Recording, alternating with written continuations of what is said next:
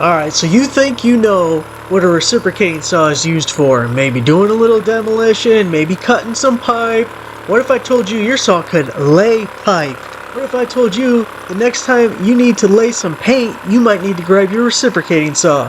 For this video, I have 5 uses for your reciprocating saw that you've never thought of.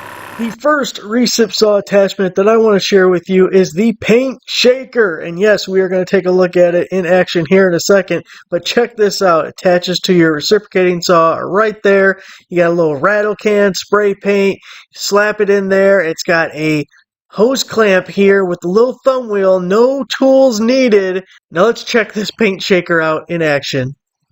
Alright, here we go.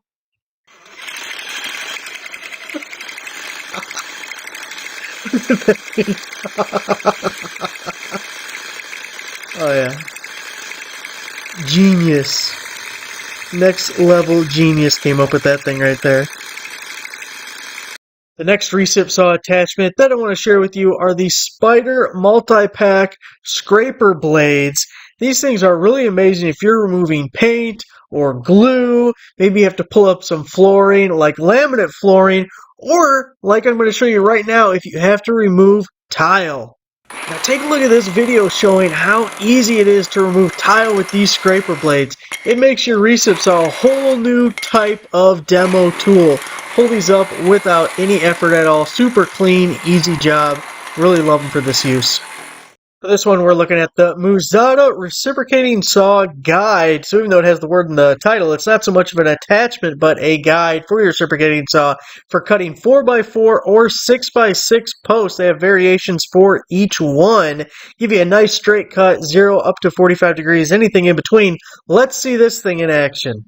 So look at this thing. You just have the little wing nuts there. You clamp the brackets onto a 4x4 or 6x6 if you get that variation. And it just gives you that nice guide to give you a straight cut. Really nice even on the angled ones. But you know what? As someone who can't make a straight cut of his life dependent on it, the way my cuts taper at the end, you'd think it was an angled cut to begin with. Look, I need all the help I can get, which is why I'm a fan of this. I gotta show you this Spyder brush in action. Now this is the wire version. You see the wire version. They also have a nylon version, a little bit softer, but this is metal wire, and it is pretty aggressive. Check this video out.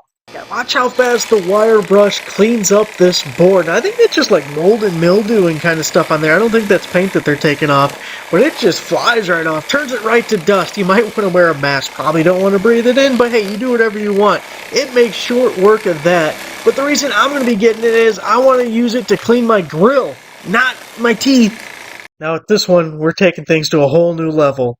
On a video about different ways to use your reciprocating saw, how could I not include this?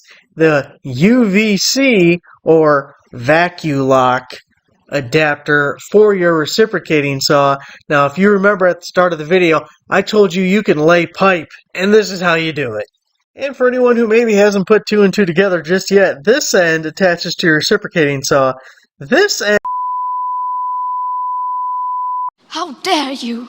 Unfortunately, for this one, YouTube will not allow me to show you how this one's used. But I'm sure if you use your imagination, you can figure it out. So there it is, guys. 5 genius uses for your reciprocating saw. And if you try that last one, let me know how it works out for you. Thanks for watching. Make sure to give the video a like, subscribe for a new subscriber. I'll see you guys next time.